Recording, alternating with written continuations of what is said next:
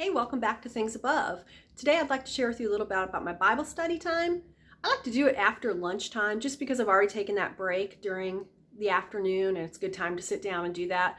I don't do it every day. I probably should, but sometimes on days if I don't get it done in the afternoon, I might sit down at night and read some, as I'm getting ready to go to bed. It's kind of nice to sit down with a good book and just read before you're heading off to bed.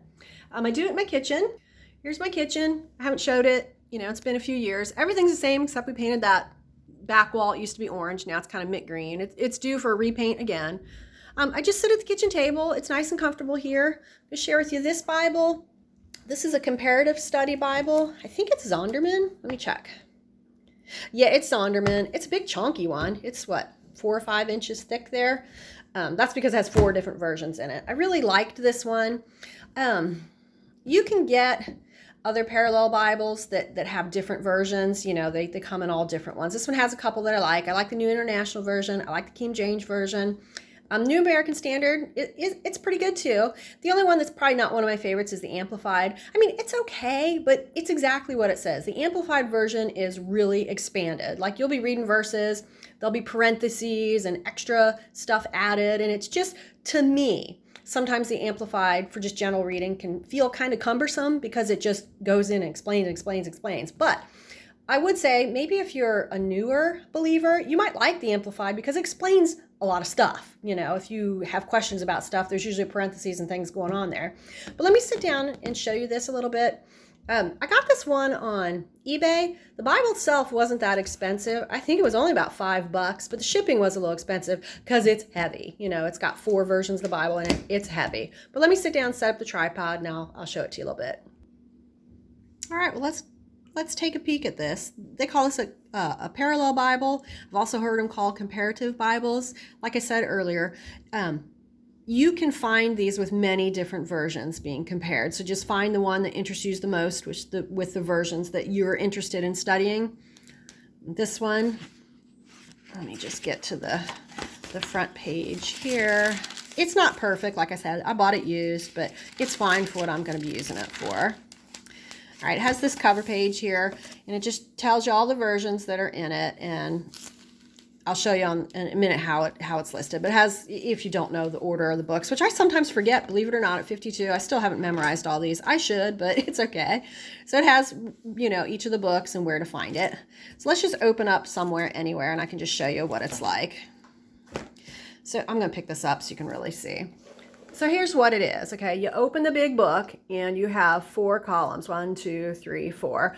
And each column is which part of the Bible, which Bible you're looking at. Like the first column, sorry, my cat Bernie's away. Move, Bernie. First column is King James, then the Amplified, then the New American Standard, and then finally the New International Version. And what's really nice is when you are studying, you can pick any of these to start reading in, King James is first, which kind of is, I'm not a stickler. I think I've mentioned that before. I'm not a stickler for what version you're reading, as long as you understand how they're translated, whether they're word for word translated, which means each word is translated specifically, or thought for thought. Sometimes people really get offended in the thought-to-thought versions because they believe words are left out, and words actually are. But if you read them closely, you can see that the general gist is in the thought-for-thought translations. But I'm not going to hold, a gun to anybody's head which version they read. I'm happy if you're just in the Word and reading. As you mature as a Christian, you might find certain versions speak to you more. And I'm okay with that. It's okay if you're not okay with that. I think, it's everybody's free will choice to read which one they're going to read. New Christians, sometimes King James can be a little hard with the old English language of it. But it's still good to have a King James Bible. Sometimes with new Christians, I direct them to the New International Version because it's in modern English, okay? That's really the only difference is it's in modern English. Instead of saying thee and thou, it'll say they and them, things like that. I'm currently reading, which I didn't bring it out. I wish I would have. I'm currently reading The Message. That's been really fun too. It's got a nice flow and a nice cadence to it, telling it a little bit more in a storybook form. So I just like to read different versions of the Bible, keeps it new and fresh.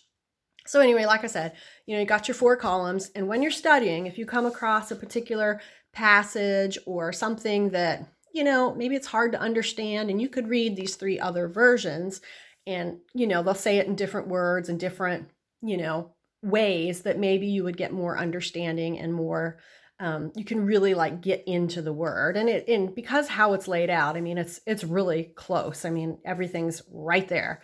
We're at chapter 44, right there, right there, right there. And you can just read through. I haven't started marking this Bible up yet, and I'm undecided whether I will or won't, but that's okay. Some of my favorite places to read on the daily is Psalms and Proverbs. Especially Proverbs. I don't know why this camera keeps getting out of focus. Especially Proverbs. Here, let me set it down. Maybe it's because I'm wiggly. Proverbs is just so good with living your life. Live your Christian life. It's got a lot of tips. If you're wanting to draw closer to God and be in relationship with Him and doing life according to what He wills, get your nose in Proverbs. I mean, the whole Bible's good for that, but all of it is. So anyway, I'm having a heck of a time with my tripod here, but that's okay. Anyway, it's really good if you're not in the practice of getting into the Bible. Just, take some time. It doesn't have to be long. You don't have to do hours and hours of study.